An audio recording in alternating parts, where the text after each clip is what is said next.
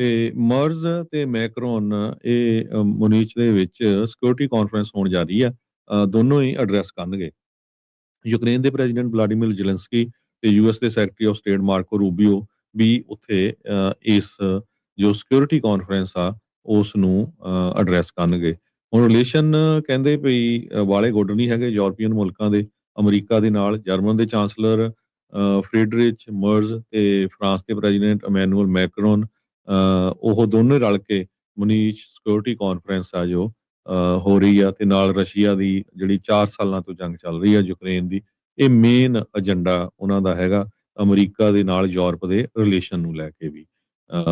ਸੋ ਉਸ ਕਾਨਫਰੰਸ ਦੇ ਵਿੱਚ ਕੀ ਕੁਝ ਵਾਪਰਦਾ ਆ ਉਹ ਜ਼ਰੂਰ ਤੁਹਾਡੇ ਨਾਲ ਆਪਾਂ ਆਉਣ ਵਾਲੇ ਸਮੇਂ ਦੇ ਵਿੱਚ ਸਾਂਝਾ ਕਰਾਂਗੇ। ਜੀ, ਮਾਰਕੋ ਰੂਬੀਓ ਹੋਣਾ ਨੇ ਉੱਦਾਂ ਚੇਤਾਵਨੀ ਦਿੱਤੀ ਆ ਯੂਰਪ ਨੂੰ, ਕਹਿੰਦੇ ਵੀ ਨਵਾਂ ਐਰਾ ਆ ਜੀਓਪੋਲਿਟਿਕਸ ਦਾ। ਮਿਊਨਿਕ ਦੇ ਵਿੱਚ ਜਿਹੜੀ ਸਪੀਚ ਤੋਂ ਪਹਿਲਾਂ ਪਿਛਲੇ ਸਾਲ ਮੈਨੂੰ ਲੱਗਦਾ ਜੇਡੀ ਵੈਂਸ ਹੋਣੀ ਗਏ ਸੀ, ਉਦੋਂ ਵਾਹਵਾ ਹੋ ਹੱਲਾ ਜਿਹੜਾ ਇੱਥੇ ਵਾਪਰਿਆ ਸੀਗਾ, ਉਹ ਵੀ ਯੂਰਪ ਨੂੰ ਖਰੀਆਂ ਖੋਟੀਆਂ ਜਿਹੜੀਆਂ ਉਹ ਸੁਣਾ ਕੇ ਇੱਕ ਹਿਸਾਬ ਦੇ ਨਾਲ ਉਦੋਂ ਆਏ ਸੀਗੇ। ਸੋ US secretary of state ਮਾਰਕੋ Rubio ਨੂੰ ਕਿਹਾ ਵੀ ਭਾਈ ਨਵਾਂ ਜਿਹੜਾ ਇੱਕ ਦੌਰ ਆ ਉਹ ਆ ਚੁੱਕਾ ਆ, ਸੋ ਨਿਊ ਐਰਾ ਆ ਤੇ ਹੁਣ ਆਪਾਂ ਉਸ ਦੇ ਹਿਸਾਬ ਦੇ ਨਾਲ ਜਿਹੜਾ ਉਹ ਚੱਲਣ ਜਿਹੜਾ ਉਹ ਜਾ ਰਹੇ ਹੈਗੇ ਆ। ਸੋ ਇਹ ਇੱਕ ਹਿਸਾਬ ਦੇ ਨਾਲ ਹਰਜੋਤ ਸਿੰਘ ਜੀ ਇਸ਼ਾਰਾ ਇਹਨਾਂ ਨੇ ਕਰ ਦਿੱਤਾ ਆ ਵੀ ਪਹਿਲੋਂ ਵਾਲੀਆਂ ਗੱਲਾਂ ਜਿਹੜੀਆਂ ਆ ਉਹ ਨਹੀਂ ਰਹਿਣਗੀਆਂ, ਤਬਦੀਲੀਆਂ ਜਿਹੜੀਆਂ ਉਹ ਵੱਡੇ ਪੱਧਰ ਦੇ ਉੱਤੇ ਹੋਣ ਜਾ ਰਹੀਆਂ।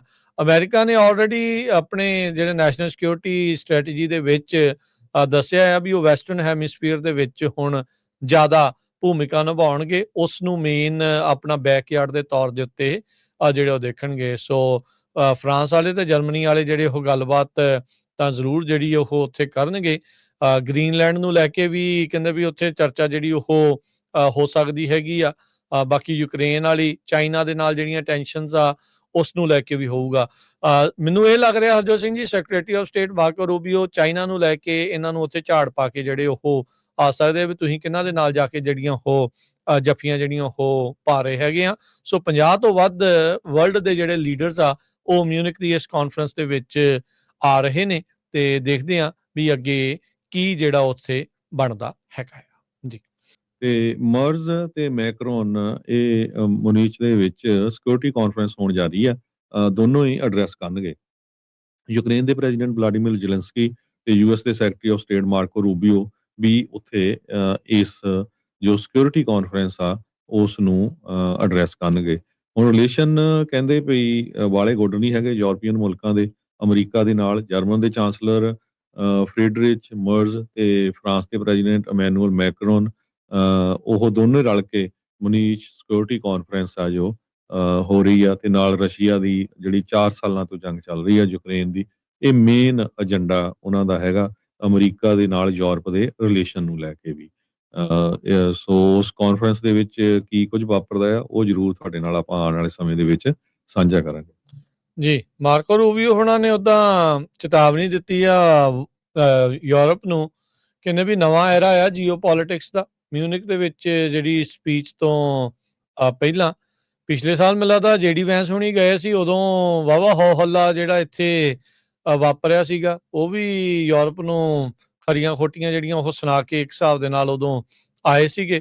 ਸੋ US secretary of state ਮਾਰਕੋ Rubio ਨੂੰ ਕਿਹਾ ਵੀ ਭਾਈ ਨਵਾਂ ਜਿਹੜਾ ਇੱਕ ਦੌਰ ਆ ਉਹ ਆ ਚੁੱਕਾ ਆ, ਸੋ ਨਿਊ ਐਰਾ ਆ ਤੇ ਹੁਣ ਆਪਾਂ ਉਸ ਦੇ ਹਿਸਾਬ ਦੇ ਨਾਲ ਜਿਹੜਾ ਉਹ ਚੱਲਣ ਜਿਹੜਾ ਉਹ ਜਾ ਰਹੇ ਹੈਗੇ ਆ। ਸੋ ਇਹ ਇੱਕ ਹਿਸਾਬ ਦੇ ਨਾਲ ਹਰਜੋਤ ਸਿੰਘ ਜੀ ਇਸ਼ਾਰਾ ਇਹਨਾਂ ਨੇ ਕਰ ਦਿੱਤਾ ਆ ਵੀ ਪਹਿਲੋਂ ਵਾਲੀਆਂ ਗੱਲਾਂ ਜਿਹੜੀਆਂ ਆ ਉਹ ਨਹੀਂ ਰਹਿਣਗੀਆਂ, ਤਬਦੀਲੀਆਂ ਜਿਹੜੀਆਂ ਉਹ ਵੱਡੇ ਪੱਧਰ ਦੇ ਉੱਤੇ ਹੋਣ ਜਾ ਰਹੀਆਂ। ਅਮਰੀਕਾ ਨੇ ਆਲਰੇਡੀ ਆਪਣੇ ਜਿਹੜੇ ਨੈਸ਼ਨਲ ਸਿਕਿਉਰਿਟੀ ਸਟ੍ਰੈਟਜੀ ਦੇ ਵਿੱਚ ਦੱਸਿਆ ਆ ਵੀ ਉਹ ਵੈਸਟਰਨ ਹੈਮੀਸਫੀਅਰ ਦੇ ਵਿੱਚ ਹੁਣ ਜ਼ਿਆਦਾ ਭੂਮਿਕਾ ਨਿਭਾਉਣਗੇ, ਉਸ ਨੂੰ ਮੇਨ ਆਪਣਾ ਬੈਕਯਾਰਡ ਦੇ ਤੌਰ ਦੇ ਉੱਤੇ ਜਿਹੜੇ ਉਹ ਦੇਖਣਗੇ। ਸੋ ਫਰਾਂਸ ਵਾਲੇ ਤੇ ਜਰਮਨੀ ਵਾਲੇ ਜਿਹੜੇ ਉਹ ਗੱਲਬਾਤ ਤਾਂ ਜ਼ਰੂਰ ਜਿਹੜੀ ਉਹ ਉੱਥੇ ਕਰਨਗੇ। ਗ੍ਰੀਨਲੈਂਡ ਨੂੰ ਲੈ ਕੇ ਵੀ ਕਹਿੰਦੇ ਵੀ ਉੱਥੇ ਚਰਚਾ ਜਿਹੜੀ ਉਹ ਹੋ ਸਕਦੀ ਹੈਗੀ ਆ। ਬਾਕੀ ਯੂਕਰੇਨ ਵਾਲੀ ਚਾਈਨਾ ਦੇ ਨਾਲ ਜਿਹੜੀਆਂ ਟੈਨਸ਼ਨਸ ਆ ਉਸ ਨੂੰ ਲੈ ਕੇ ਵੀ ਹੋਊਗਾ। ਮੈਨੂੰ ਇਹ ਲੱਗ ਰਿਹਾ Harjot Singh ji secretary of state ਮਾਰਕੋ Rubio China ਨੂੰ ਲੈ ਕੇ ਇਹਨਾਂ ਨੂੰ ਉੱਥੇ ਝਾੜ ਪਾ ਕੇ ਜਿਹੜੇ ਉਹ ਆ ਸਕਦੇ ਆ ਵੀ ਤੁਸੀਂ ਕਿਹਨਾਂ ਦੇ ਨਾਲ ਜਾ ਕੇ ਜਿਹੜੀਆਂ ਉਹ ਜੱਫੀਆਂ ਜਿਹੜੀਆਂ ਉਹ ਪਾ ਰਹੇ ਹੈਗੇ ਆ। ਸੋ 50 ਤੋਂ ਵੱਧ ਵਰਲਡ ਦੇ ਜਿਹੜੇ ਲੀਡਰਸ ਆ ਉਹ ਮਿਊਨਿਕ ਦੀ ਇਸ ਕਾਨਫਰੰਸ ਦੇ ਵਿੱਚ ਆ ਰਹੇ ਨੇ ਤੇ ਦੇਖਦੇ ਆ ਵੀ ਅੱਗੇ ਕੀ ਜਿਹੜਾ ਉੱਥੇ ਬਣਦਾ ਹੈਗਾ ਆ ਜੀ।